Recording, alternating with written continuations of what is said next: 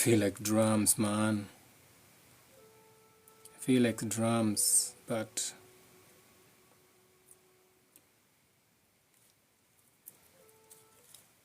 let's just go with that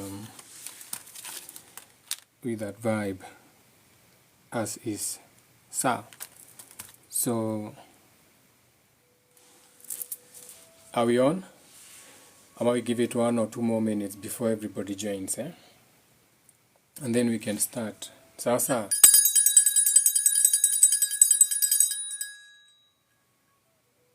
We have to make sure that we are clearing the air first before we start. Now, so whatever you want to call it, Happy Mother's Day to all the mothers out there. So when we are talking about the mothers, you're not just talking about anyone who has given birth. We don't just talk about mothers like it's anyone who has given birth. No. Mother's Day, or the day that we are honoring the mother, remember, even when you go outside and you look into nature, you call it Mother Nature. So mother has got nothing to do with the woman. It has got nothing to do with the woman. Mother's Day is not about the women. The women we celebrate. Mother's Day, it's deeper. It's the second coming.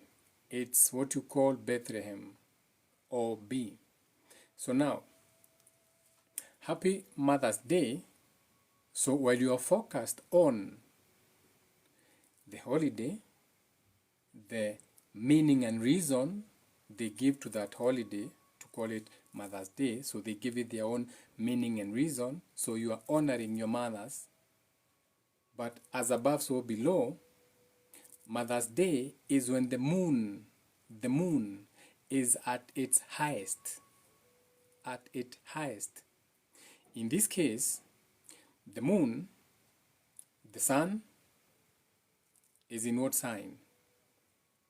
We are in Taurus, or Baal, or what you call Canaanite god, or the middle of spring, aka Nehide ya Kurimira.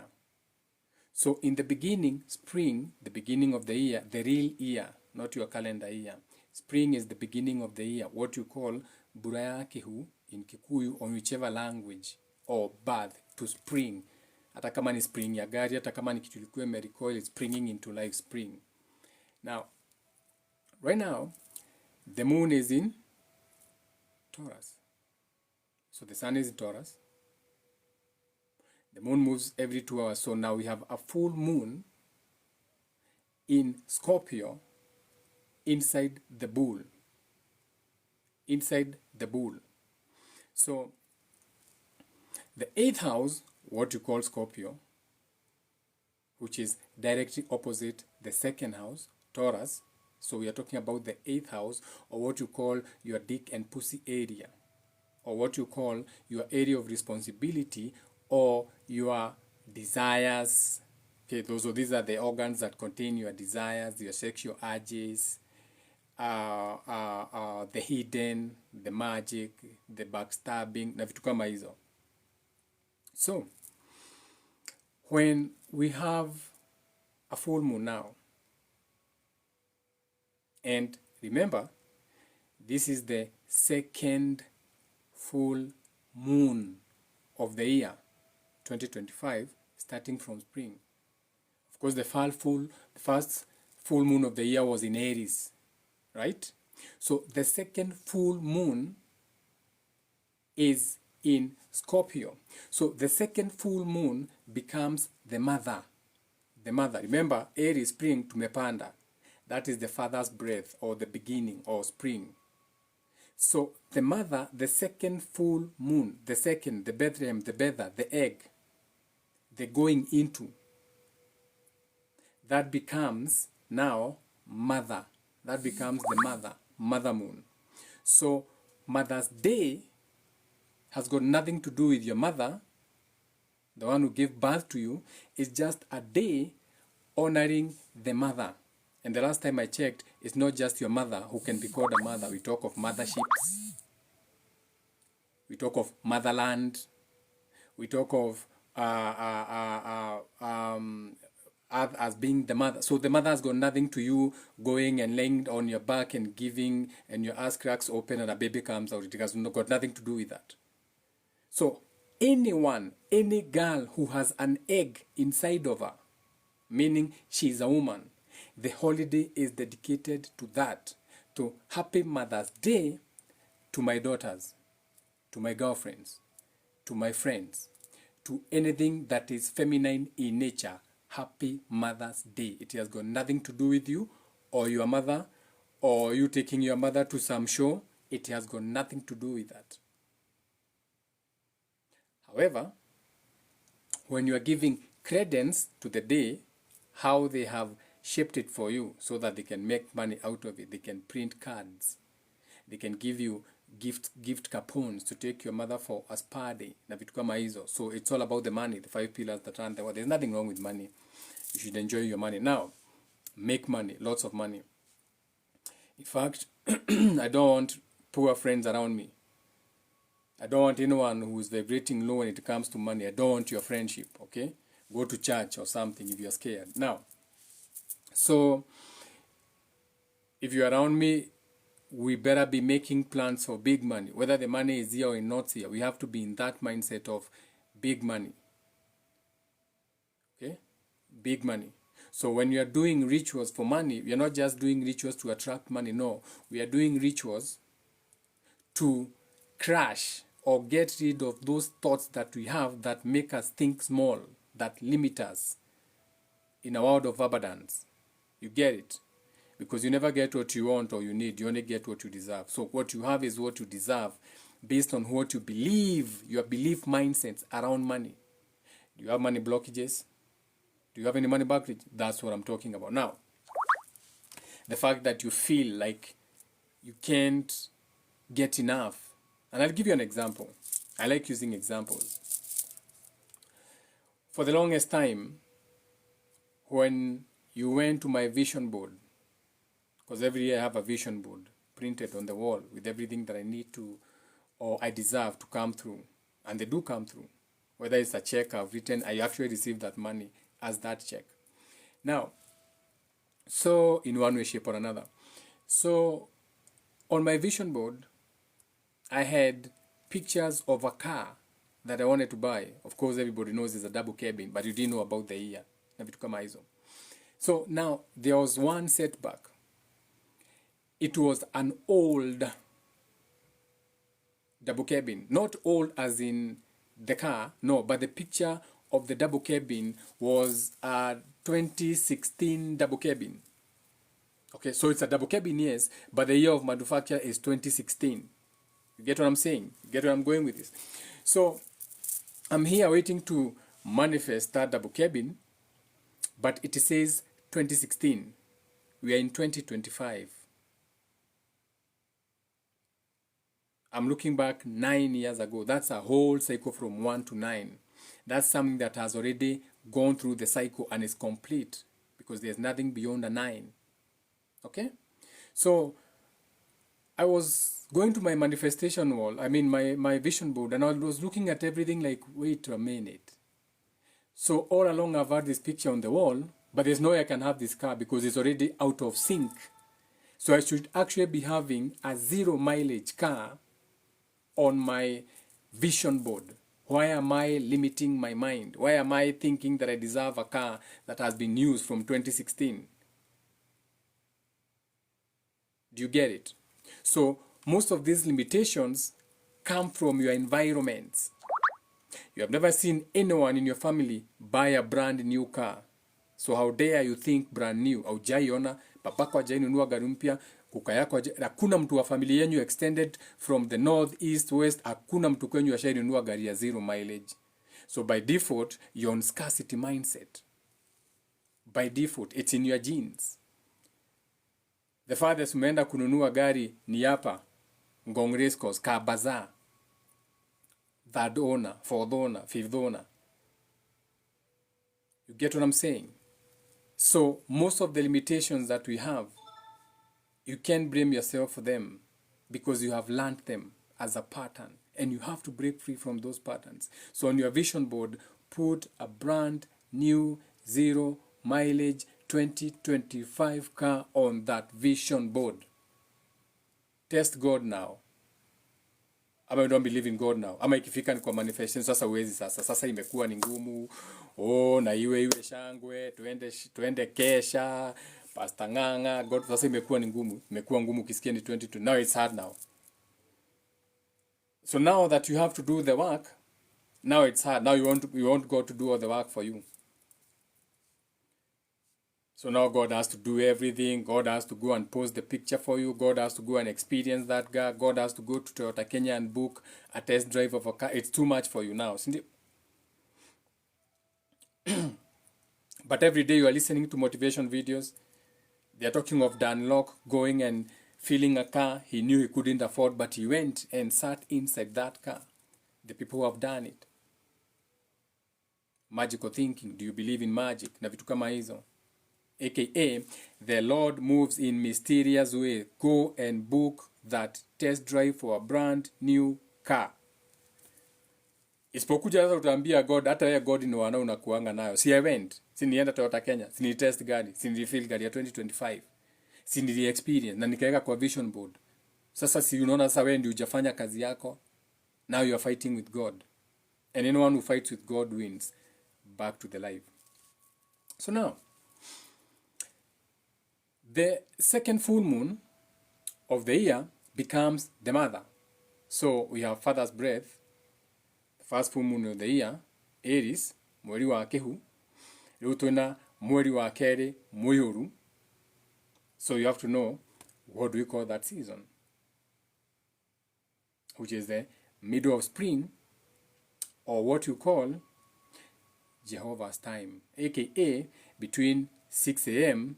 and 12 a.m. or what you call Anu, the great Anu, wenye wanaendanga Kemet, watu wa Egypt. Okay? Ongea kitu unajua, si kuongea tu kitu ujui. It's high noon or Anu. Now, so a story for another day. Hiyo ni story ya siku ingine, atuko hapo. So let's talk about the full moon now. So most of the time, you know that when it comes to the full moon is about shedding. It's about a culmination. It's about a harvesting of what you planted to harvest in that full moon in Scorpio. So when you're doing your moon rituals, when you're doing your new moon or new setting intentions, every new moon, because every new moon is an opportunity. And every moon that you plant, you are going to harvest. Everything you plant, you have to harvest. There's a time to plant and there's a time to harvest. There's a time for you to be born and a time for you to die, aka expand and contract, or what you call your breath, or your pulse, what you call your heartbeat. Expansion, contraction. Okay? The pulse of life. It's common sense. It go everywhere. You can touch your neck, you can feel it, you can look at your lungs, expand and whatever. The breath of life. Mehomo. Otare mehomo duri otoro ine. Now, so where are we? So a lot of the rituals that you're supposed to be doing during the full moon ni protection rituals. So during the full moon, we don't do manifesting rituals. How can you be planting when the moon is shedding? Wax on, wax off, Karate Kid. So how can you be intending to harvest but the moon is shedding? There must be, the mother is shedding and you're there wanting to harvest. To plant. So you can only harvest or you can only reap what you sowed. Siko kwa Bible. You reap what you sow. So whatever you sowed, you harvest it every full moon. So shout out to Uppercut, wenye walikuwa kwa hiyo matatu na vitu zingine mingi mutasikia. During a full moon is not even a safe time to be out on the roads at night. A lot of things happen. Ma superstars ukufa, ma rap stars, vitu kama hizo. Manyumba zinachomeka runda, vitu kama hizo. Unaget? Bypass in a flood, vitu kama hizo. Unaona?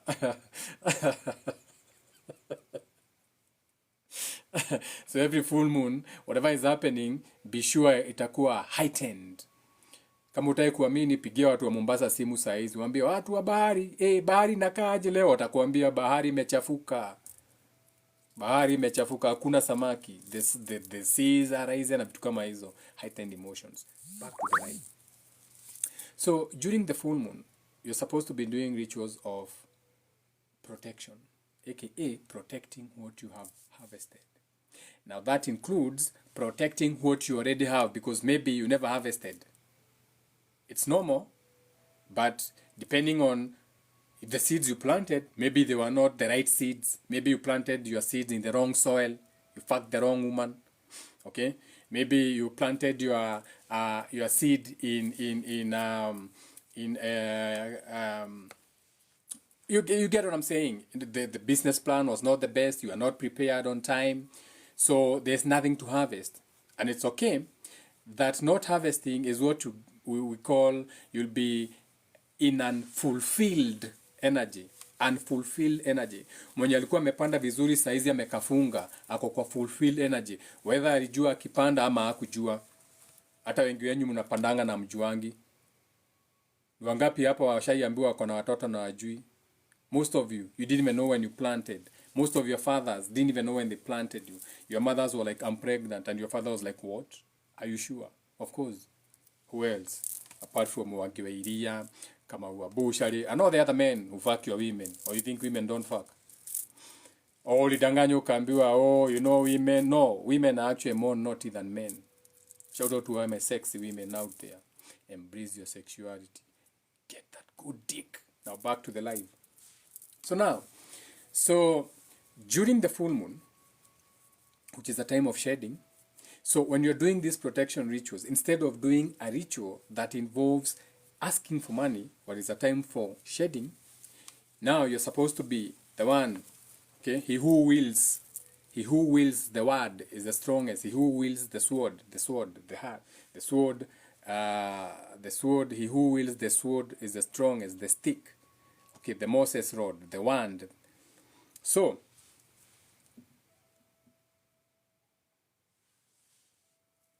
you, the alchemist, the magician, you are the creator, you are not the creation. Because you are the one who experiences. You're the one who experiences. So you are the observer of your thoughts and feelings. They are not even your thoughts. They are not even your feelings. No. They become your thoughts and feelings when you do something magical with them. We are swimming in thoughts. We are swimming in feelings. They have been here before us. In the beginning of the word. It was not your word. It was our word collectively. Okay? Now, you transmute that energy. So you are doing a full moon ritual, but instead of attracting, you are shedding. You are shedding. You are releasing those blockages that you have. You are releasing those beliefs that you have believed that you cannot afford anything new. You can't even walk into a shop and buy something new. When to Mtumba 24/7, it doesn't matter. Not because you can't afford, but because it's not on your mind. Why? Babako hajai kupeleka deacons. Babako alikupeleka deacons. Children are raised differently. Kuna watoto wanajua LC Waikiki all their lives, wanajua Mr. Price, wanajua LC Waikiki, wanajua Woolworth, maisha yao yote. So hajai hata ona mtumba, naonanga mtumba anashindwa ni nini zile. Yet kuna wengine wamepitia free market. I'm not saying there's anything wrong with free market ama mtumba. I'm just giving you comparisons on different levels of comfort. Okay? Different levels of comfort. However it looks like to you. Now, the same way some are dining 5-star, the same way you are dining 2-star or wherever. They are all dining, and there's nothing wrong with that. You could be dining at home and be in a more mother agreeing energy than someone in a 5-star hotel. Unajua? Helinirie kwa Range Rover kuliko sijui. You get what I'm saying? So it's not that. It's for teaching purposes only. Now, so right now, this is why we are here now. So I'm going to give you an example of how you can use the full moon energy, especially now, in the house of Scorpio, because remember, the moon is our feelings. The moon is our emotional state. and the moon hates being in Scorpio, because when it's in Scorpio, it's below the horizon, it's hidden, it's weak. Right now the moon is weak because the moon falls in Taurus. The moon is exalted, or the moon is home, or the moon loves being in Taurus, in my house. Shout out to Taurus sun. The moon loves being at home, which is the Taurus sign. Huko ndio mwezi inakuanga home. Okay? But I'm a moon in Leo. You get it? Now, Aquarius ascendant, Mercury in Aries, Jupiter in Cancer, Pluto in Libra, Lilith in Taurus. Niendelee. So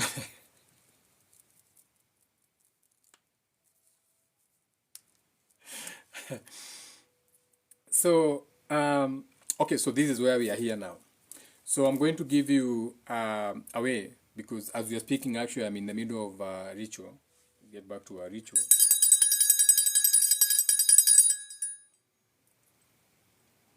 So we're actually in the middle of a ritual. That's how we do it. Okay, so this is a moonstone. Okay, this is a moonstone. So because we have a full moon, the moonstone is on my altar. Okay, this is clear quartz. Clear, to have those clear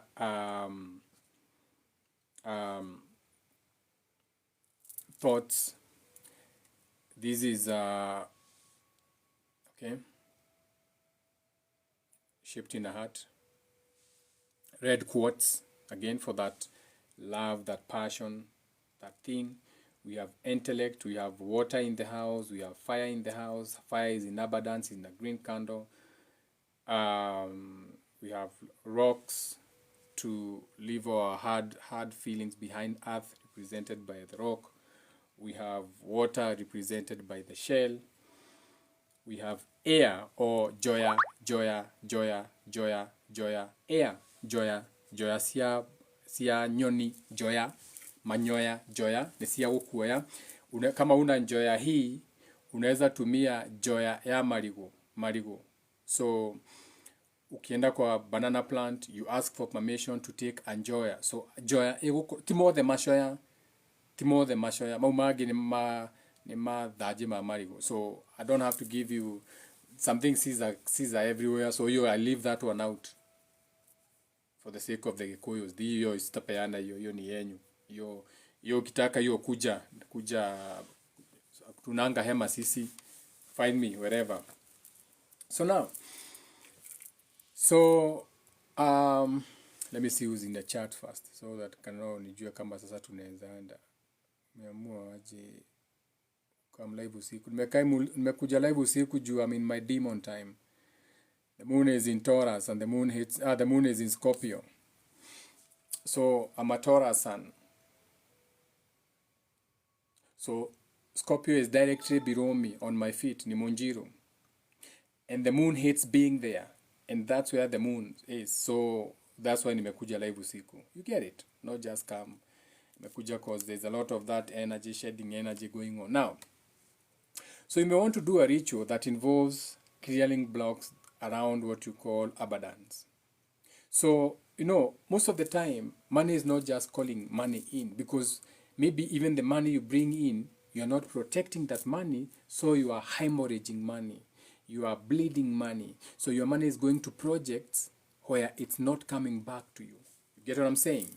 So sometimes we need to do rituals that involve letting go or removing those internal obstacles. Maybe you have limiting beliefs that huwezi pata pesa. Grow up mamako alikuambia wewe mudheni. So you grew up hearing your father or your mother calling you shida, mtoto wa shida. Wewe mudheni wewe. Wewe udhenagia musio. So you have a limiting belief that you don't even know where it came from.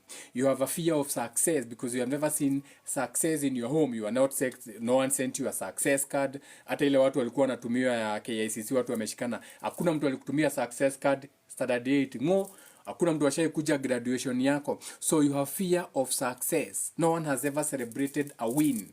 In your home, hakuna winishai kuwa celebrated. So without you knowing, you have that limited mindset. Around money, you have money blockages. It's a limiting belief that you have. You have a fear of success. You feel guilty when you're around money.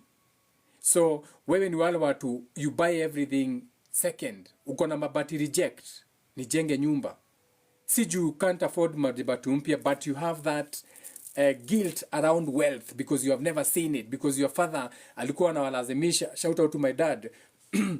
My dad, every time tulikuwa tunajenga alikuwa anatulazimisha. I'm the only person who has ever bought mishumari mpya kwetu. And I can say that proudly. Walk into a hardware and buy new nails. Because my father would make us pick them from the streets. Alikuwa anakuja na kuita na kuambia waya msumari yoyo. Msumari hivi toa kile goko. Toa msumari yoyo. So tulikuwa tunatembea na mkebe kuokota. Not because he couldn't afford it, but because he is limited in he has limited beliefs. Tulikuwa tunalima kwa barabara. Karen. Upande Karen as you go to Ngong. Ukipita Windy Ridge, immediately you come out of Windy Ridge.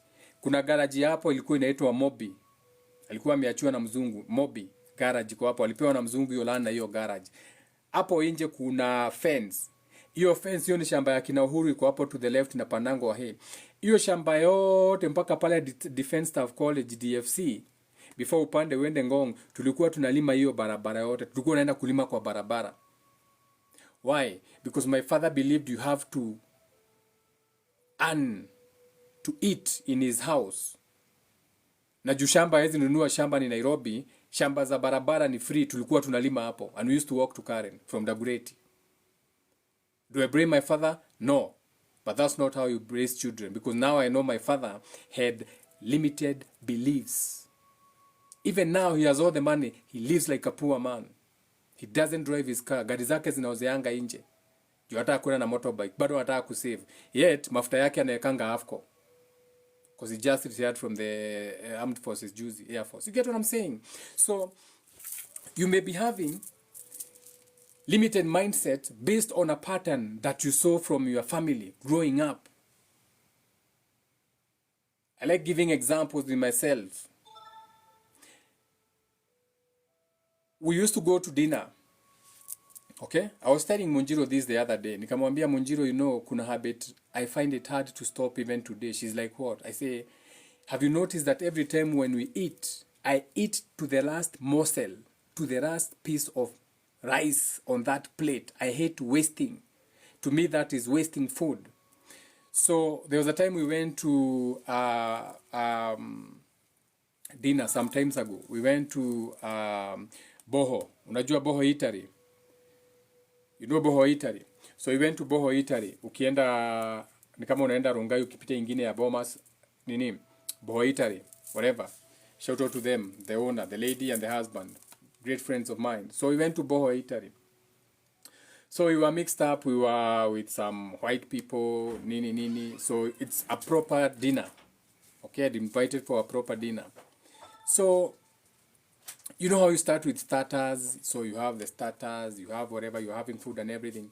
So, when the food came, it was a lot of food. And I had, when I was ordering the food, I had missed something. So it was not the best tasting food. You know how you can be anxious. And remember, I have money blockages. So bado, hii dinner, bado wata tukioda, in my mind, bado niko limited in my, na si mimi nalipa, bado nasikia, ai mazee, hii chakula ya 6,000, mazee, ai ya, mazee, mazee nitakula hii chakula ni yani, you get where I'm going with this. You get it. We all have, most of you have been there than that, where you are limited, you're even afraid to order something because of the price. It's not your fault.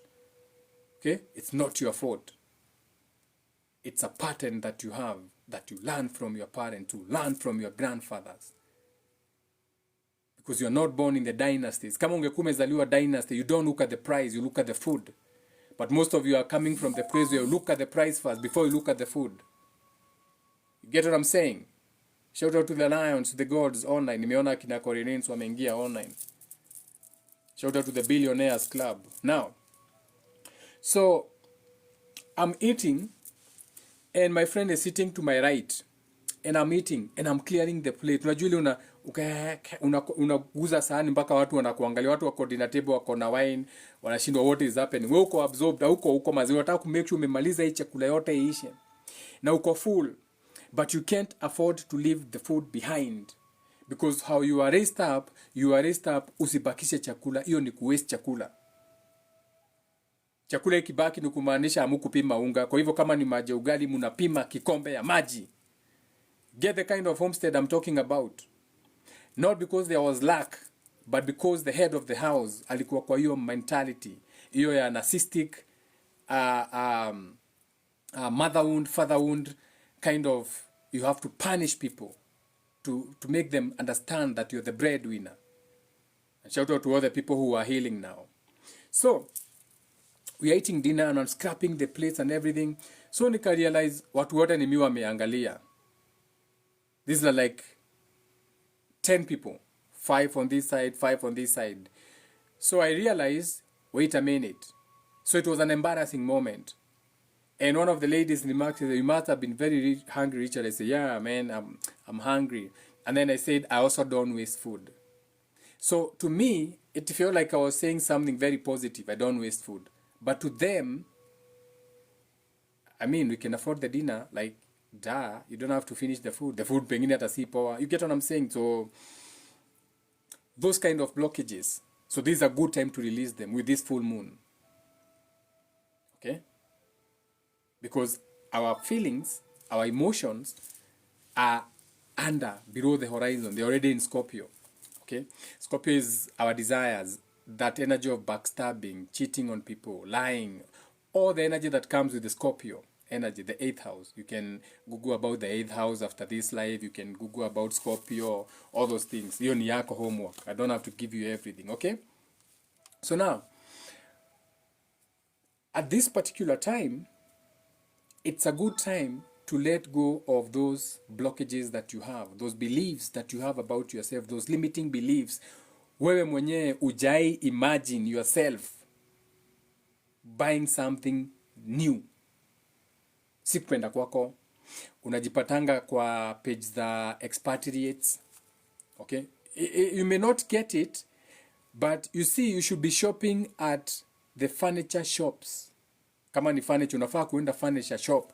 Unaenda kwa mall, kwa furniture, unaona nini latest, nini design. But you see, you are not raised like that. So, hata wewe kutafuta vitu zako, unaingianga Kilimani marketplace. Uko ni wataka utoe mattress imekuliano na Nigeria, but mindset yako iko hapo, si kupenda kwako. But you see the patterns you live, your parents, your grandparents are in a give me, feed me, aid. Ni wazazi wamelelewa na kupatiwa relief food. Ni watu wamezoea kupanga line, wanapewa na wamatangi nguruwe, wanapewa kuku. So mko hiyo mindset of being given. It's mental witchcraft if you don't know how to break it. So unafaa when you're shopping, unaenda furniture shop. You go to a furniture shop. Okay? Unaenda Mombasa, unaingia duka ya furniture mpya, brand new. Look at the seats, look at the, and kuja hapa Kikuyu duka ya Mchina, and sit down, look at, imagine how your house will be. You want to build your house, go to a housing expo, enda Sarit Center. These things are free. Enda uangalie design yenye utawekewa nyumba, curtain. Go and shop where there's abundance, because the world is abundance and you're not limited. Scarcity mindset si yetu, ni kufunzwa, tulifunzwa. The same way when a plant is growing outside, it just grows and blooms. It doesn't matter whether imepandwa mahali hakuna mchanga, itazaa bado. Hata kama kako kama mahindi ni kadogo, kataenda through everything, katatoa mudhuka, katatoa nini na katatoa mahindi hata kama itakuwa ndogo. But akata ignore, it will just do what it's supposed to do. Haitasema shit, fuck this soil. Mazee, this soil is lacking magnesium. Sijui this soil is lacking urea. This soil is lacking dhumu wa ng'ombe, ina lack makojo ya ngura, sitamea. No, it grows and thrives in that. Itamea ndio ni kadogo, but the same way for you. Take one step. Let God take the other step. It's time to shed those mindsets. We're in a new world. It's not going to be easy, but it's about damn time we stop dreaming small. Not anyone who's watching me. The others can dream small. But for you, there's no dreaming small. Whatever business you do, package that business like you mean it. Hakuna biashara ndogo. Hapo ndio shida imekuwa. We think everything is a small business. Hakuna biashara ndogo. Move like the bosses. Move like the bosses. Do everything the bosses are doing at your own level. Boss up. Oyo business yako, i-register. Go with the energy. I-register. Wacha kusema kabiashara. Register that business. Hautalipa tax. In a business that has less than 5 million shillings, hautalipa tax. Unaogopa nini KRA?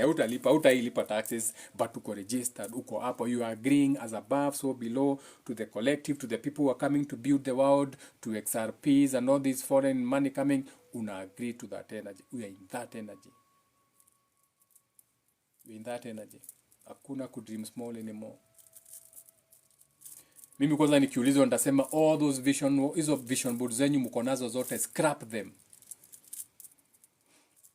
Scrap those vision boards zote. Put new stuff there. Umeweka nyumba uliona kwa Instagram nini, wacha hiyo ufala sasa. Ambia mtu akuchoree nyumba. Invest in that house. Ambia mtu akuchoree. Architect, mwambie natakanga nyumba inakaa hivi. Can you draw me faster for a drawing? Before tuingie architect, how much is a drawing? Akwambie ni 2K or whatever, umpe idea. Nichoree nyumba inakaa hivi kwanza. Hiyo nyumba asha kuchorea ni yako. Specific ni wewe umepeana, specification ni yako. Put that damn house on your vision board. Acha kuenda kumanifest nyumba isha manifestiwa na pengine hiyo nyumba ilipigwa picha, ilibomolewa, ilipigwa na bomb. It's no longer there, and you make a vision board. This is my vision house. You know, this house, this picture I saw it on YouTube. Nani alikuambia nyumba bado iko? Pengine walijenga barabara hapo. That's a picture. Na kama uta create, use AI, create something new. Give it ideas. Use AI to create your perfect house. Tumia technology. Then print that house, weka kwa vision board. No more dreaming small. Hakuna kudream small anymore. And shout out to all the 33 people in the space. Now, acha nione kwanza kama kuna tuendelee. So, those blockages that are learned from either your parent, grandparent, your teachers, maybe kuna mwalimu alikuwa anashinda akikwambia wewe ni mjinga, wewe utakuwa maskini kama babako, ukakuwa wewe mutheni ta baba wanyu, kwa nyumuri ya theni muno. So, you believe those things and you internalize. And remember, as a man thinketh, so is he. So, this full moon energy, you can create a ritual where you are releasing those scarcity mindsets. So you are letting go of the fear around money. You have money fear. Ni wale wajinga wanaokotanga pesa wanapelekea serikali. Ati aliokota 1 million amepelekea serikali. Si kupenda kwake, akona fear of money. That is maybe how God came to them, because the world works in mysterious ways. Niyo mnasemanga, God works in mysterious ways. He looked at you one day, he's like, I'm gonna give you 5 million shillings. Wewe ukachukua pesa juu uko na scarcity mindset, ukapeleka polisi. Hii pesa, nilipata sanduku hapo nje na 5 million, ni kama watu waliangusha asuku. Unajua sasa mimi ni mtu mzuri wa Mungu. So, scarcity mindset. You need this to let go of the shame or the fear that you have around money. Because remember, like I said, you may not even know that you have fear around money. You may not know it. Na hiyo ndio ile burden umekuanga umebeba. You don't even know if you have shame when it comes to money. But maybe you grew up being shamed about money. Ukiwa mtoto mdogo, money was never enough. Hakuna siku ulipewa pocket money. Na ukipewa ulikuwa unaulizwa, leta hiyo pocket money. Umetumia na nini? Mjinga kuja hapa. Pesa na kupewa unaenda kukula sweetie. So you are not even free around that money. So you have shame around money. You have energetic blocks that block that flowing in of abundance. Hizo ndio tunataka to share sasa. Najua hukuwa prepared, so maybe you didn't take a shower early. Me, I took my shower. Took my shower, charged, not just a shower. Najua there's some things you can use to shower. Mama msisumbuke sana kushinda mkisema Diogora igata ni enough. Okay? Good night. Good night, my girl. Umekula? Yeah, ni masaa yako ya kulala ni 8:30. I'll come kiss you good night nikimaliza. Sawa. You nini? For my lips. Yeah, thank you. You're so thoughtful. So thoughtful. Mejua lips are hawa ni dry. Talking a lot. Niletea tu maji basi. Maji na kawain, yeah. Niweke full glass of maji na 1 glass of wine. Thank you.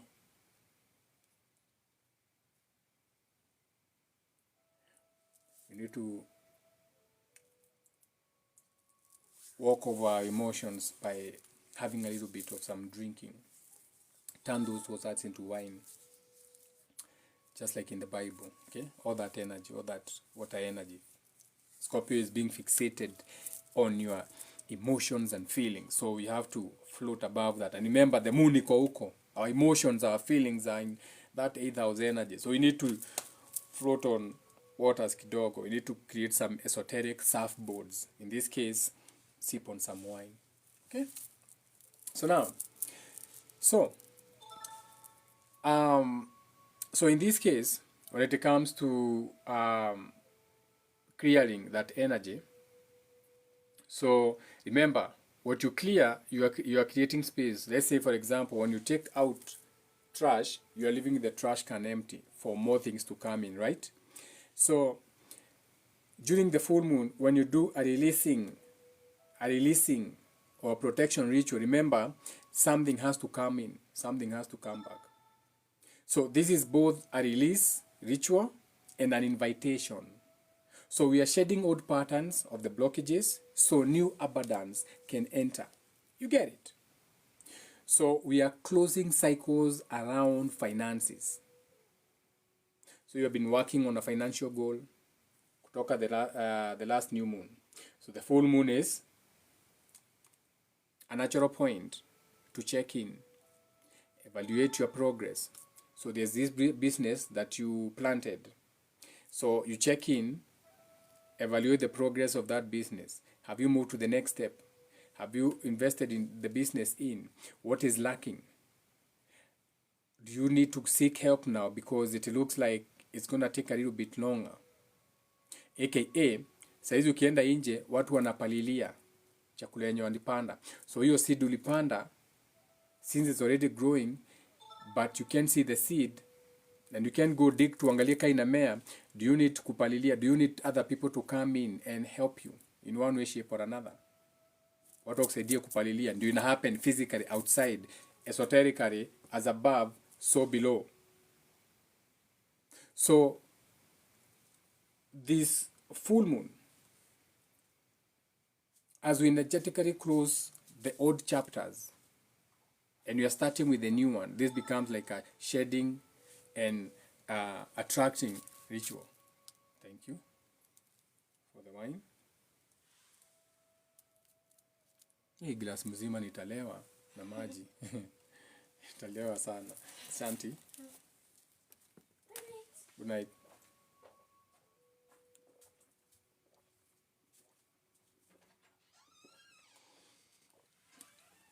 Good night and a good life. Thank you. My life will be positive. Nyambura ameniambia. Have a good night and enjoy. Have a good life.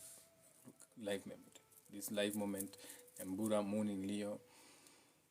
And Nyambura is sun in Leo. So that's my descended sun. That's my descended moon. Nyambura is an actual descended moon. In actual sense, during the next full moon, inafaa kuwa Daughter's Day. After Mother's Day, the second full moon. Story for another day. Now, but remember nimekuambia, anyone who has an egg ni Mother's Day. Nikakwambia mother si mwenye amezaa peke yake, si mwenye amepasuka kitu yake mtoto akaanguka. Naongeanga about mothership, mother country na vitu kama hizo. So you get, it goes deeper than just a person. So it has got nothing to do with you. At your Mother's Day, it has got nothing to do with you. It's the moon day, the moon at its highest. Mother's Day. So stop feeling special. You're not special. But shout out to you regardless. Happy Mother's Day to you too. So I'm being nice. So if you are doing things like you're supposed to, for example, you follow the 12 disciples ritual where the first month we were supposed to be practicing the first house or Aries. So when it comes to the 12 disciples ritual or the 12 disciplines that you're supposed to be having in the world, ilikuwa ni a time of planting. Whether it was a relationship, that is the time you're supposed to start it. Whether it was a business, that is the time to plant it. Whether it was an idea, that is the time to plant it. If you have been doing the 12 disciples rituals like us, tuko on the 5th year, wengine wako on the 5th year, wengine wako on the 3rd, pengine wewe ndio utakuwa ya kwanza. This is what created your 844. That 12-year cycle is the 12 disciples ritual, which they make you go to school for. The first 12 years, whether ni 844, whether it has to be 12 years. Where when you go to next class, the next year, spiritually, esoterically speaking, you're not supposed to be going into class 2 or class 3 or class 4. You're supposed to be doing everything that you learned from class 1, but now you put all that energy into class 2. What do I mean? The first energy is planting in Aries. So when you go through the 12 disciples ritual, the 12 houses in the sky, when you finish, the next year, you're supposed to take Aries now. Instead of starting at Aries, you take the energy of Aries and you start it in Taurus. You get it? Then the third year, utatake sasa hii energy ya Taurus we plant in no, ile mwaka ingine utaanza hii Aries we plant in Gemini. Ile mwaka ingine Aries utaiplant in Leo. So by the time you do the 12 disciples ritual, you have the 144,000 spokes of the whole your whole cycle, you'll have collected your what you call Thanos, the Thanos rings. Ama utakume correct zile vitu Sonic the Hedgehog na collectingi kwa cartoon is all the same thing. Story for another day.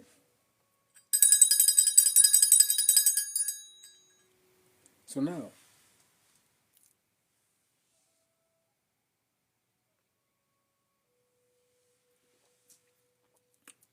oh wow, Nyambro actually made me a cocktail.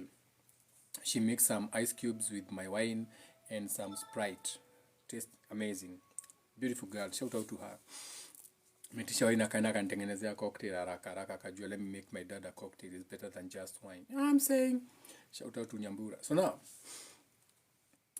around this time, when you have the full moon, you can amplify your gratitude. So you have harvested whatever you're harvesting with the full moon. So your protection rituals can be you now amplifying gratitude. So you're saying thank you for the current abundance that you have. You're not hating. You're not dismissing what you have. Because abundance is not just money. You could be having an abundance of health. You are happy. You're getting good. You're getting good. Whatever it is that you're getting and you're feeling, you're in abundance. And abundance in itself, it's a magnet for more prosperity. So by just you being thankful for your current abundance right now, that creates a magnet for more prosperity. Whatever the prosperity is, who cares? It's all on you. Because prosperity looks different to different people. Okay? Prosper, my people.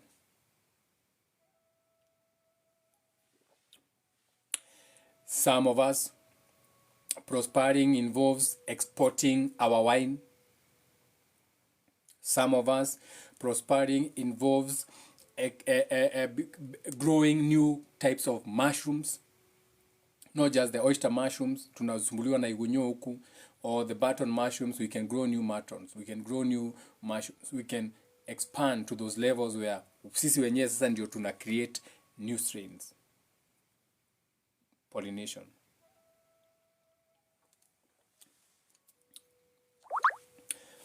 AKA, umepanda kwa mbosho na bembe. Mtu anakuzanga ohadaga boso na bebe niki. Most of the farmers wanakuambianga ati aga bebe ndiendete tĩri anga acidic anga nayo mboco anga ĩkaga ngatia cigatwarana wega. Ushaisikia maneno kama hiyo?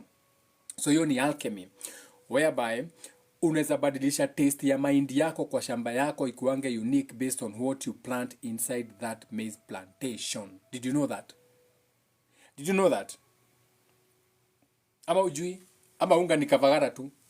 Unga ni Kent tu? Wewe ujui unaweza create mahindi yako it is mtu akikula mahindi yako and this goes for, anyway, forget about the farmers wenye tuko nayo sijui maneno. Na ndio maana GMO ililetwa. GMO ililetwa so that you cannot cross pollinate your maize with other crops, pollen, sperms to create vitu kama sweet corns, popcorns, other different varieties of corn. It's geo warfare, where you have maize that cannot be pollinated by other maize or any other thing. Hiyo ni geo warfare.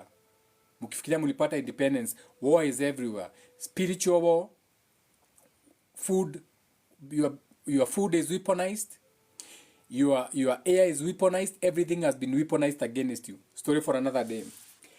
For example, ukitaka kukuza mahindi kama uko na shamba kubwa na unatoanga unga, I'm giving, and this is, I know there are people who are watching me, shout out to people kama akina Sami if they are watching, or anyone who's a farmer and they are watching me. Shout out to all my people who are farmers. Now, let's say umepanda mahindi kwa shamba yako, nataka ufanye experiment. Right now, my shamba right now iko na mahindi, nitaonyesha practically. Na iko na line mzima ya mahindi kuteremka kutoka juu mpaka chini, iko na marenge. Line mzima. Not because I even care about the marenge. No. I care about the marenge, but that's not the reason why. When pollination is happening, by the time itakuwa ina happen, mahindi aianguki yangu ina pollen ya mahindi peke yake. No. Inaangukiwa na pollen anything that open up, including pumpkin pollen, flowers pollens, na vitu kama hizo. Now, if you are an alchemist, tajegawa muthaka. Now, you start paying attention, unapanda marenge, the best inaweza kuwa butternut, ujaze shamba yako butternut na mahindi. Mahindi yako ikikauka, itakuwa na different taste na mahindi ya mtu mwingine. Hata ukisiaga hiyo kisiagi itakuwa ni ile ugali unaendanga unapika ugali, unapika ka ugali kingine kadogo unakula pamoja. Na hiyo ndio geo weaponization imekuja ya kumaliza variety. So you lose your taste, you lose your food indigenous to you, so you forget how to grow your own food, because growing your own food si kuweka tu mahindi kwa shamba na kumeza, na hapo ni unatoanga patent, hapo ni unatoanga meningitis tu na mtu mwingine, na wewe peke yako ni unajua siri. So your farm produces something never eaten before. Ndio maana unasikianga ati ukitaka viazi mzuri ukule viazi ya KFC, sijui Kentucky bullshit farm. It is what I'm telling you, how they do to that potatoes. They just manage to pollinate it with something. Wao ndio wanajua ni nini walipollinate nayo. So their fries taste different. Na ni viazi. Cash crop ya Nyandarua. Munanisikiza? Si kuenda show za ASK hapa nonsense show na mjui kenye kinaendeleanga. But huko mnaenda mnapata ati wametoa hybrid ya mahindi. Mnaenda mnapata ati hybrid ati carrot to the center. Koreans wamejaa huko. It's the same thing they do. Enda hapo shamba ya Korea utaona wamepanda mahindi different varieties. Hii inaitwa G7, G6, G4, G7, G0, B17, Nissan whatever. Zote ni mahindi. But huko wewe uta notice wamepanda liki, wamepanda ngwashi, wamepanda, na hizo ni ngwashi inatoa maua, wamepanda liki, wamepanda ngwashi, wamepanda sijui onion button, but they are, then what they do, wakiingia kwa uto nyumba wao, wanachukuanga hiyo mahindi wanaiangalia ndani. Wanaangalia iko na content ya hii mahindi, hii variety iko na content ya kitunguu saumu. Ya kitunguu saumu. Wanaona iko na high concentration of kitunguu saumu kuliko hii type of mahindi, hiyo hybrid. Hiyo sasa wanakausha. Wakikausha, they dry, they grind it, they test it. They are looking for, anyway, acha atuko huko. Turudi kwa ritual. Let's get back to the ritual. Let's come back to the 3D. Let's not go too high. Let's come back to the 3D. kuje 3D. That's too much information for small minds. No disrespect, but this is for those people who have upgraded. This is for my high grades. This is for people who have been expanding in a new world. So for you to expand your mind. So now, as a farmer, take what I'm telling you, go and put it to the test. Create your own unique crop that you can patent. We are in that world. Usipitwe na patent. Ati wewe unaweza aje patent chakula. It is the same thing. Grow your maize. Hiyo mwaka sema nimepanda mahindi na rose flower peke yake. Wacha ikauke. Kuwa na sample, uko na all the time in the world. It's just that you are too lazy. Unaweza harvest hiyo mahindi yote ulikuwa umejaa rose flower, ukaushe kando, uweke kando. Utengeneze unga diff, utesti hizo unga, unukie hizo unga. Look at the qualities of the maize. The next season, don't be lazy. Panda mahindi, jaza na sunflower. Check that kind of maize, venye ilizaa, venye ilitoka, venye ilipollinate. Cha kushinda ukingojea karo hapa na Kenya Agricultural Research Institute wakuchukue billions, wakupee garbage.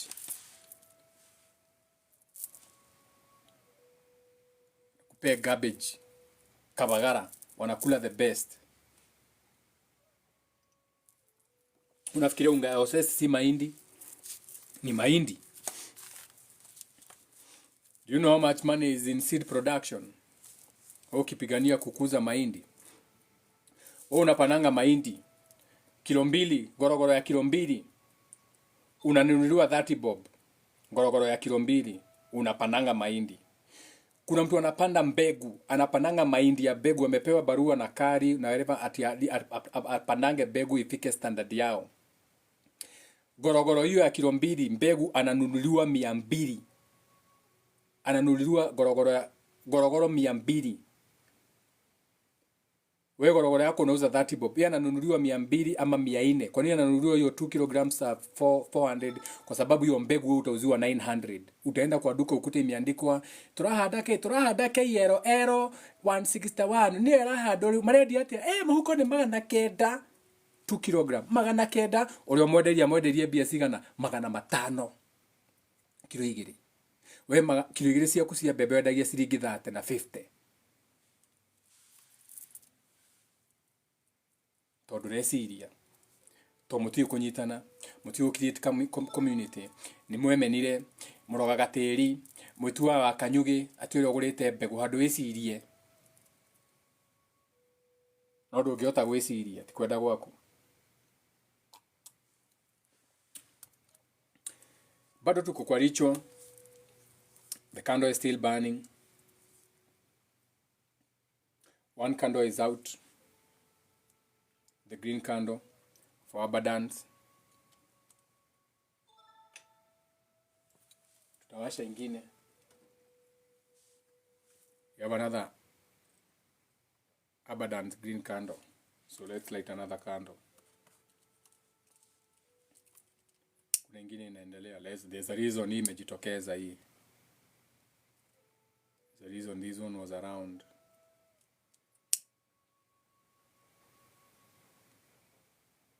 Kama una if you're enjoying the live, you can comment, you can like, you can share, you can whatever you want. If you don't, it's okay. If you want to keep browsing, it's okay also. Unajua? So now, like we said, so the full moon is a good time to amplify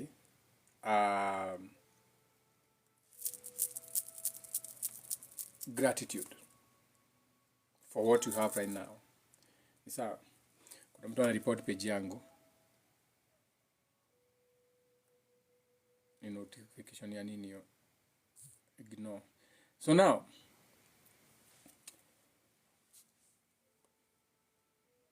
I would suggest you get a pen and paper.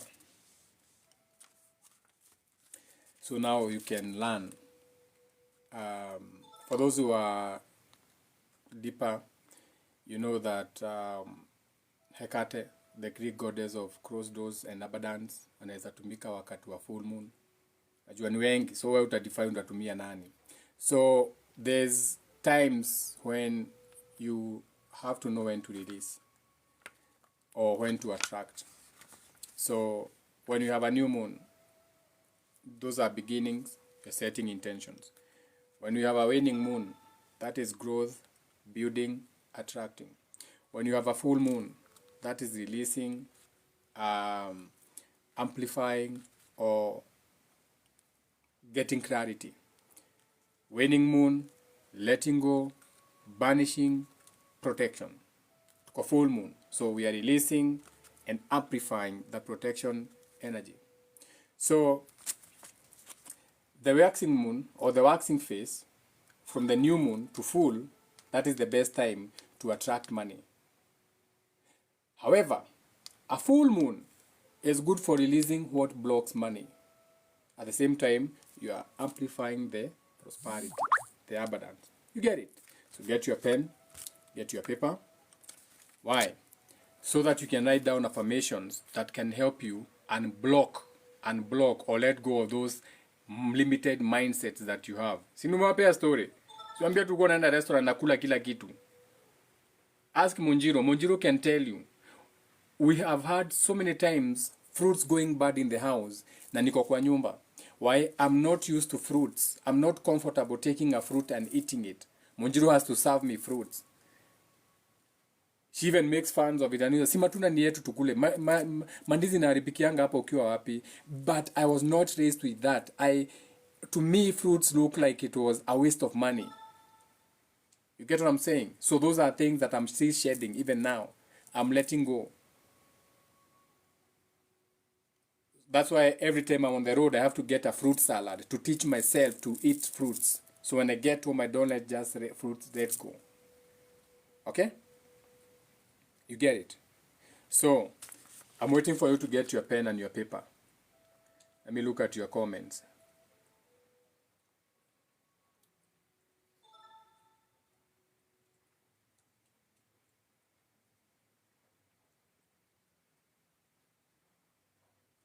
Did you get your pens? Sema nini? Why do I have to do this? Why? TikTok. Huh? Drag the slider to the puzzle. Why do you have to make me do this? Sasa nashinda nikislider haka kitu kanyoni kaingia. Why? Why? Oh, you're back.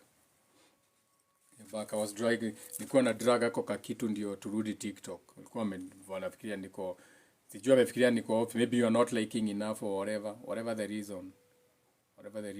Who cares? The moon is in Scorpio full, so hata nyinyi najua mko in your feelings.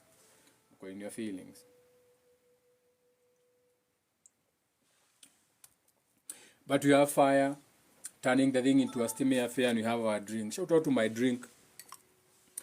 Shout out to my beautiful drink. When you wanajua, order yours. 1,000 a liter.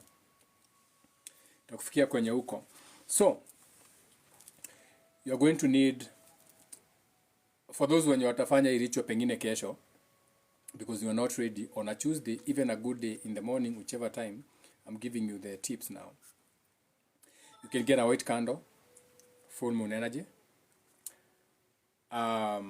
Let's do a shading one. I don't want to you burning more candles at your green candle or gold candle for money abundance. So have a small jar of water or a crystal for purification. Unaweza tumia citrine kama uko nayo, a piece of pen and paper. Unaweza kuwa na incense kama vanilla ama sandalwood is good. You can have coins. Unaweza kuwa na cinnamon, mint kama plants. Okay, that's why we plant them in the shamba just in case you need them. Now, what are you saying? So, of course utaprepare kwenye unaenda kufanyia hiyo kitu, so you're going to look for a nice space that is calm and quiet. You light your candle. You may use some sage or palo santo to cleanse your space na vitu kama hizo. Umesikia niko na kengele, unaweza tumia kengele sometimes. Mwigua gori, hutia gori haria mũrango-inĩ ngĩingĩra. So you chill down, you center yourself, you take a few breaths of air, ask your ancestors, your spirit guides, your gods, whatever deities unapenda kutumia, or simply that energy of your maito, what you are calling maito or what you are calling the mother, na vitu kama hizo, sindio? So what are you releasing? This is now the most important part. Ndio maana nimekuambia sasa upakuwa na kitabu. So remember, we are releasing those negative beliefs of money. So unaweza andika, I never have enough. I never. It's actually not, this is the only time we're going to use the word never. I never have enough.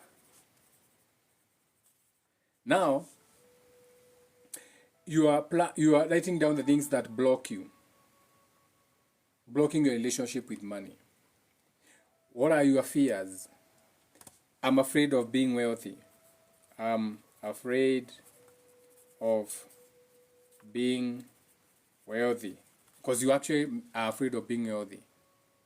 Because you think money is evil. So you are taught money is evil. Hey, besa nyigeti jega. Hey, besa nyigeti. Modo ditimuteithagi. Hey, dukanede besa nyigesi gutwara mageri-ini. So you have past experiences of people telling you that money was never enough.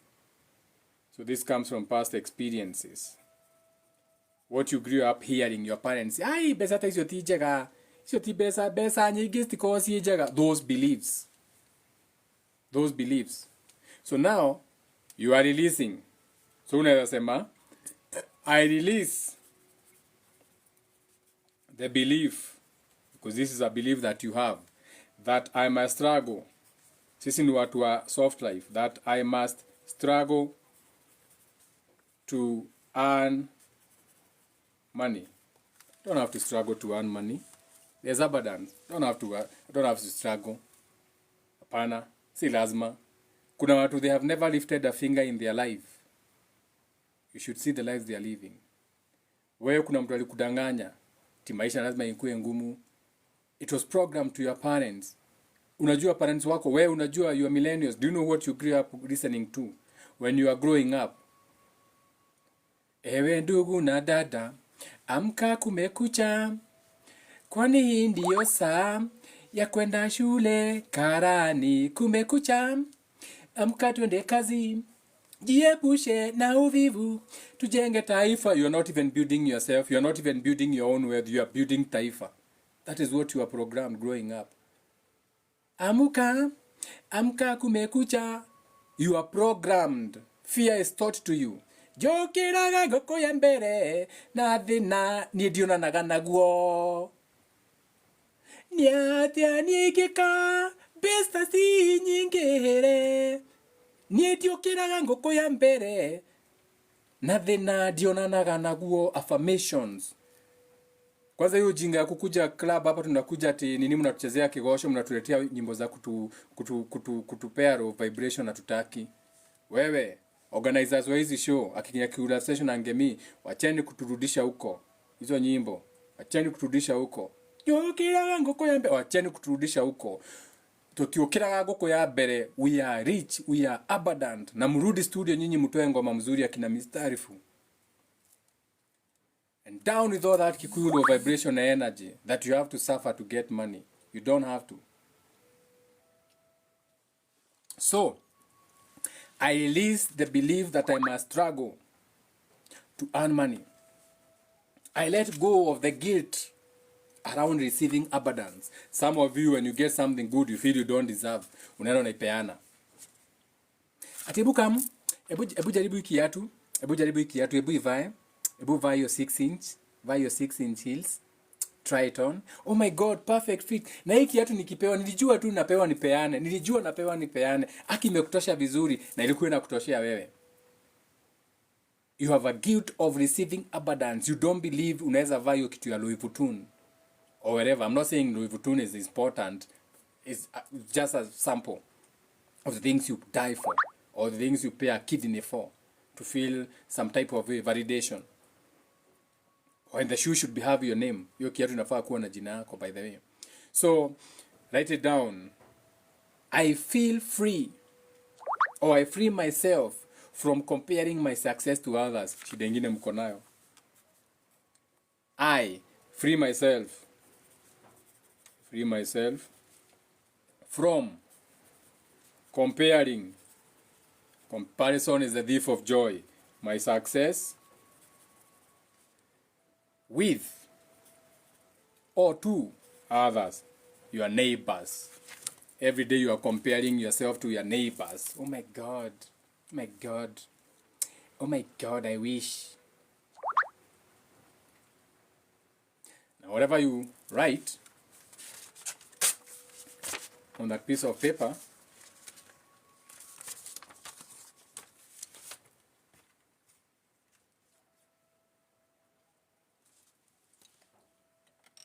you have to go to the next step. Okay?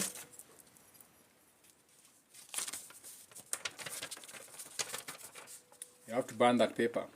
Or if you can't burn the paper, you have to go and bury it outside. But now it's raining. I'm an earth sign. I should actually go and bury it.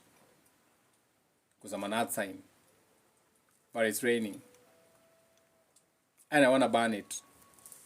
Because fire is more quicker when it comes to transformation. So you take that paper. So umeandika the things that you want to release. Remember, fire transforms. That's why you are using fire.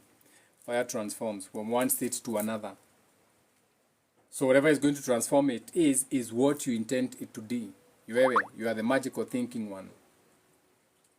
Do you believe in magic? It's all you. Okay? It's your thoughts and feelings. It's your, this little light of mine, I'm gonna make it shine. It's what's on your mind. It's not what is on other people's mind. It's on you. So now, you are burning that thing. You are releasing.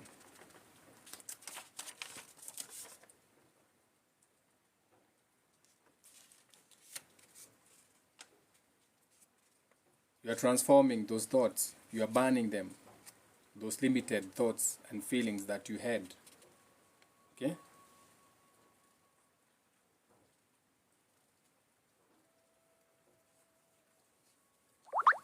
You have to have that intention in your mind on what you are doing or why you are doing it. Sasa imeisha. Ndio hiyo. Imeisha. Now that you have released that, imeenda, it's time to attract abundance. Juu kwenye imetoka hii blockage kwenye imeenda, imeacha open space. So your open space, it's a releasing ritual, but now you need to attract abundance. Okay? So now, shift your focus to what you want to invite in. So in this case, there's even money in paper form right next to where I am. I don't have to bring all the money, the notes, the dollars, the everything. I just have to understand what money takes care of as an energy. Okay?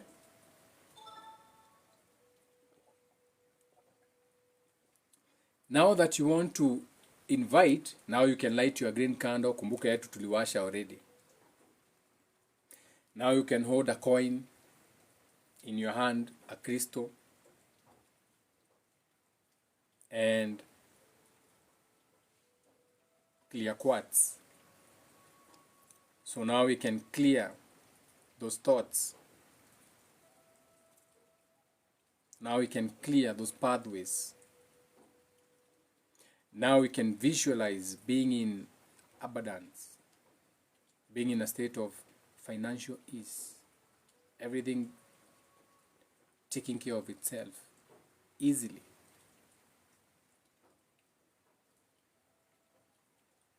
You can say aloud or silently. You can say an affirmation. I am worthy of wealth and success, clarity. Money comes to me through many channels. Don't be stuck that money has to come to you in one way. It doesn't have to. It comes from many other ways. People can just send you money for no reason. I am a magnet for abundance. Good affirmation to say. I am open to abundance in all its forms. I trust that money flows to me easily and joyfully. I welcome prosperity with gratitude and grace. It's all on you, baby. It's your magic. Do whatever you want to do.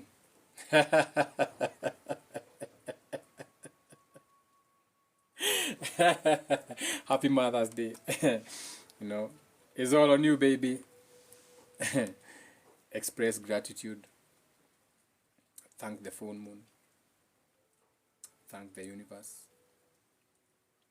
Thank whatever the higher powers that you are working with for the abundance already in your life and for the abundance that's already coming your way. Because you already have abundance.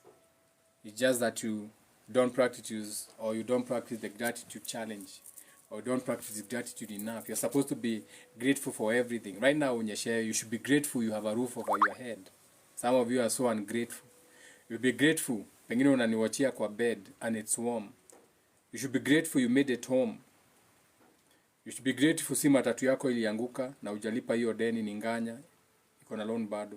You should be grateful that you have a full meal. You should be grateful that you can afford sugar. You should be grateful that you have enough strength to move on. You should be grateful that your dick can still get hard. You should be grateful that your ovaries can still get wet. There are people who can't have that. So gratitude challenge. So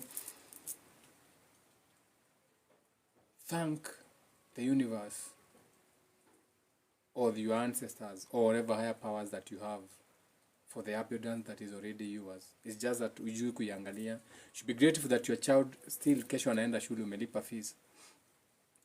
You should be grateful school vanyenye na mchukujianga aiendeshangu na mulevi. You should be grateful on the security that you have been guaranteed all these times when you go to bed. You have never been worried. Gratitude. Every time be grateful for. Because when you're in gratitude, you are in that energy of prosperity coming your way. So, thank you to all my spiritual predecessors, all the gods, the goddesses, the high priests, the high priestesses, and all the deities and entities out there that work with me, toward me, for my best good. Thank you for your blessings. Thank you for the abundance that I have. See, the candle increased the flame when I said that. I receive all the abundance and prosperity with an open heart. I am open for all that. Shout out to all the great spirits. And the others can take a hike. You get what I'm saying? So after that, now you can close your ritual at whatever time you want. So what I'll do, because I've burned this now, I'm going to go and bury the ashes. I'm going to go and bury the ashes in the outside tomorrow.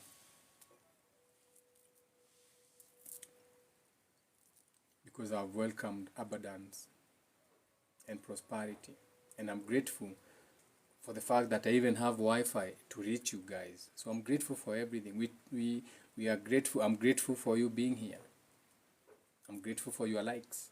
I'm grateful for your share. I'm grateful that you're already there. I'm just grateful to have you. This world will not be a world. Imagine if you lived in this world alone. No one else. Ati ni wewe peke yako. So I'm grateful for your presence. And I give grace to the people who are in my life, but who are full of hate in their heart. I'm extending grace. Because it's not even your wish to hate on something that you do not understand. You are taught that. You are taught to hate. You are not born hating. You are taught to fear that which you don't understand. Fear is taught. There's a reason why a child can hold a snake without fear, because ajui fear. Mtoto ajuangi uoga. Mtoto can touch fire because he has not been burned by fire to know fire. So fear is taught. Fear is learned. So I understand you fear the unknown. It's not your fear. You are taught to. Otherwise you have no fear. Shout out to my people of no fear. Shout you out. So I understand when you find these lives and you fear the life, it's not your fault. Ukiwa mtoto ungeshika anakonda. Ukiwa mtoto hata uliachwa mahali na simba, utaenda kucheza na mkia simba. Utacheza na makende ya punda ukiwa mtoto na punda itakugonga juu punda itajua ni innocent. You get it? So I don't blame you for being in fear. You are taught. Okay? So let me see if there's a question. If you have a question now, because we are ending, you are actually, shout out to everyone in the space. We are actually doing a live ritual. You are actually in a live ritual. Like tulikuwa kwa hii ritual ilikuwa inaendelea. So you're in the middle of a ritual happening as is live. Okay? You get it? So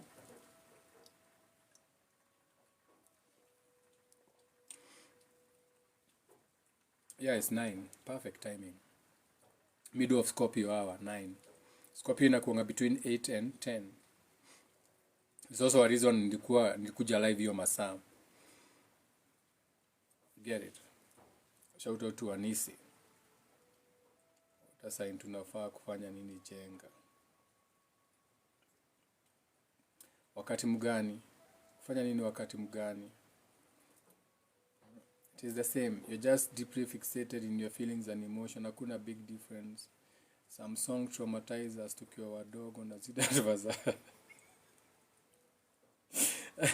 Zaki back to school. Curious and crazy. In your life, what was one of the most powerful or freeing rituals you ever did?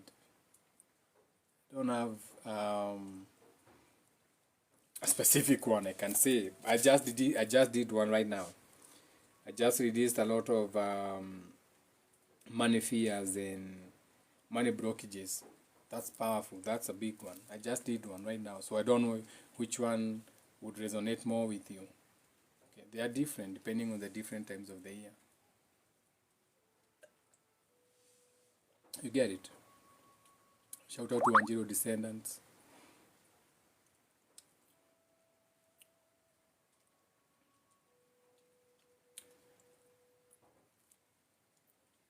No pesticides kwa veggies. Yeah, no pesticides. I'm created my own pest worms repellent by planting dani and onions huko ndani. Idika modhuri demsikere me. We lose their subscription. Rosevala, we lose their subscription benefit soon. What are subscription only videos? You are getting more, like 12 of them. I love spending on myself. Shout out to Momboi wa Vasha. Yeah, you look smart wa Modaka. This is my night attire. This is my expensive night, my expensive night gown. I'm naked inside. You can see my beautiful nipples. My chest is there. No. Snake or whatever. Shout out to the ladies saying I look beautiful at night. I'm beautiful every time of the day. Every time of the day. Shout you for the compliment. From Mumbai, Wavasha. Ingine hawezi niambia. Hawezi clap. They are hating. If you're not clapping, you're jealous. I love getting SUK intentions at Deco. I feel I get quoted than what we have in likes of Kamukonji. Hapana, ziko mpya. Ziko. Hata ziko that expensive price. Amwale wa think twice. Momboi wa Vasha. Wamodhaka sasa. Unanitumia heart. Be careful what you wish for. Like today, nilijinunulia sandwich and 50 bob and I was feeling guilty. Ebu ona sasa. You deserve sandwich ya 300.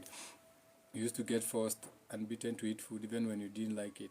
Tuko na trauma mingi sana. We are fucked up. Fucked up generation. Memoaji leo kamlaibu siku. Greetings wa Mudhaka, Mama Meses. See all my shout out to all my beautiful women in the space. Okay? The background music is very calming. Do you have inner peace? Shout out to Curious and Crazy. I have inner peace. Otherwise, I wouldn't be seated here enjoying a glass of wine. No, I wouldn't be having peace. This is a live ritual. I'm seated by my altar. The candles are burning. This is peace. This is my kind of peace. This is a peace of something I love. The rain is falling outside. I'm not even hungry. I don't even eat now after 6 p.m. and I'm not hungry. I'm having wine. I eat in the morning and I'm okay. I'm in abundance. However it looks like it's abundance. It's peaceful. It's quiet. There's no bombs raining like for the people who are in other places. You know what I'm saying? So, yeah, I have peace. Not the peace you have written, P-A-C-E. I have a peace as in P-I-C-E of the great mother. I have a piece of that and how it looks like. Shout out to Curious. You mentioned about mint leaves. Tunafaa kuzitumia aje? Showering. Eucalyptus. Buy these essential oils if you can. If you can't, you have to find the herbs that you need. I have a lot of herbs. If you want, I can send you places to go buy. Give you just the number direct. Mwena mkaongea na huko. It's not business. Okay. My online shop is upcoming for essential oils, all those things.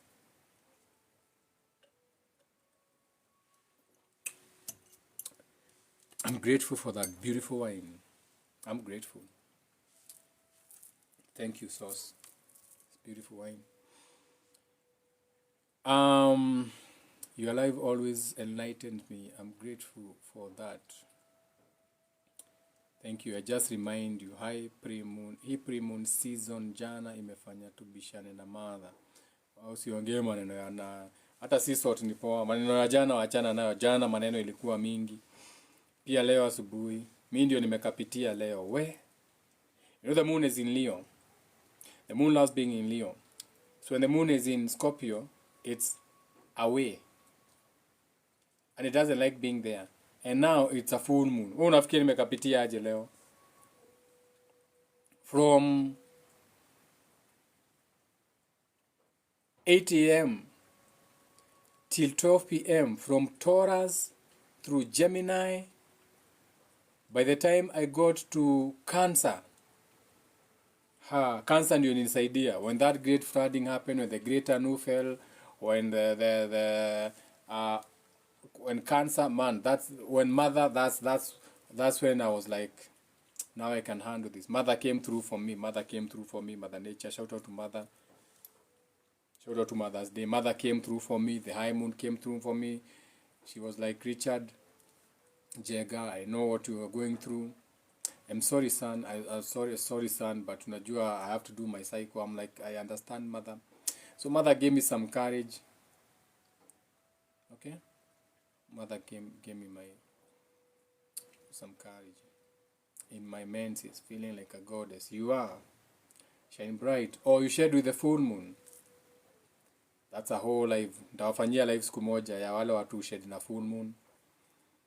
Okay? You should know when you shed.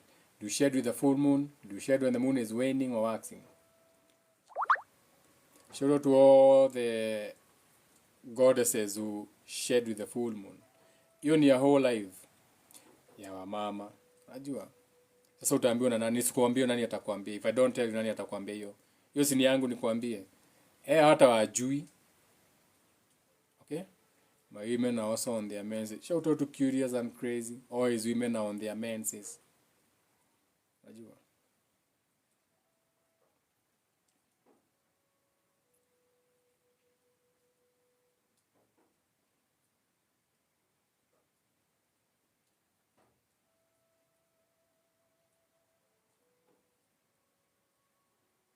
You also have to understand that men have menses. Okay? Men also have a period that they go through. That's a life for another day. So your man may be acting up. You don't know why he's acting up. I can tell you when to tell when your man is having his period, so you stay out of his way. Okay? Story for another day again. That's again for another day. Hiyo pengine itakuwa ni ya soul group. The people who come to the groups one-on-one. Not everything is for TikTok. We can talk about that. As a man, you can know when you are going through your period. Your shedding is different. You don't shed. You don't have a vagina, so you don't shed like that, but you shed. So when you shed on your people around you. You hurt the people around you. That's the day you slap your woman. That's the day you curse a woman in the market, that's the day you diss an ex. You don't even, that's the day you act like a dick or an ass when you're having your periods. You have to know when you have your periods as a man also. Okay? Periods ni wanawake peke yake. Do you know there's million who have periods but they don't get it? Kwani when a woman goes to menopause, aka she poses on the men, menopause, poses on the mentalities, poses on the logic now. So now she's more onto her feelings. She has posed on the logic, the thinking.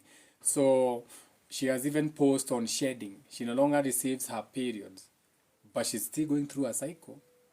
So what makes you think men don't go through a cycle? Story for another day. So shout out to everyone in the space. We can end the live so that I can close my ritual. So I can close my ritual as you are here. There's nothing that I can do when you are here. So if you don't have any more questions, it's okay. Shout out to everyone who came through.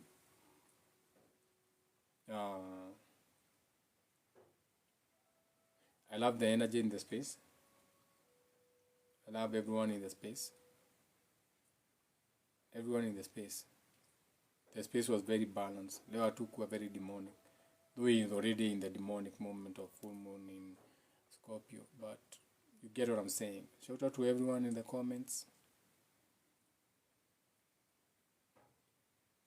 Shout out to everyone who came through. Hata wale wanakujanga wakibrowse wakitafuta chai ama mushene.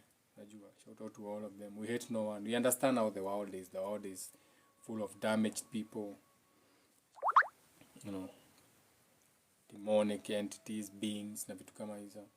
Na demon si kusema kitu mbaya, just people lost on their desires. So everything else doesn't make sense to them. So they are manipulative, they are backstabbing. Vitu kama hizo. Don't think now and talk demons, you have to go and start looking at pictures of people burning na vitu kama hizo. Get it? Yeah. So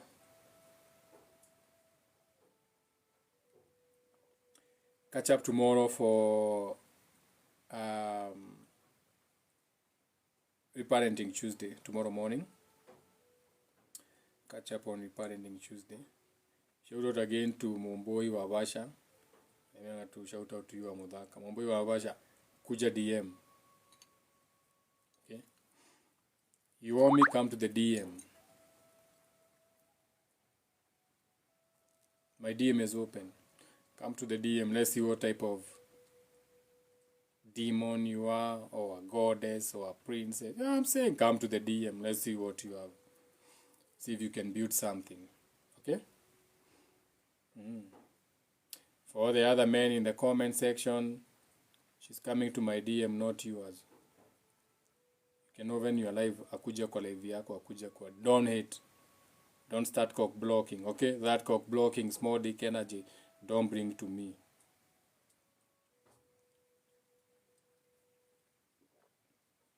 Okay? If you are for vows and marriage vows, hiyo ni yako, hiyo jiweke. Okay?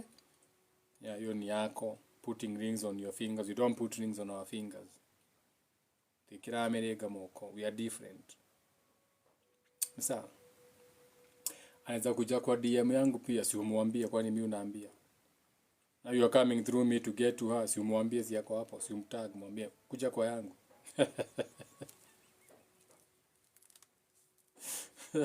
Aboy kuna mtu hata hana jina na hana picha, anasema anataka uende kwa DM yake. No, she belongs to me.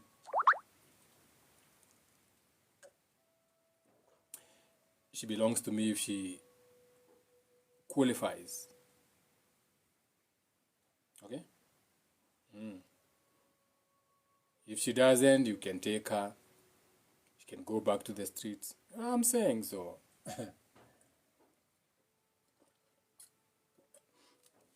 No hard feelings. Though unajua nyama ya street una taste poa. So unapita unakuta kama mutura. Unapita kama mutura. Hiyo mutura hapana.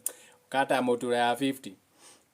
Weka kachumbari unauma unaduma unasema ama kata tu ingine ya 50 nikulipe ikiwa miwa. Unakatakatiwa tena ingine unakula, unajipanguza, unaenda unageuka unasema hebu nifungie ya 100 nipelekee mtu, na ukatakata unajua unakatakatiwa juu utakulia kwa matatu. You know what I'm saying?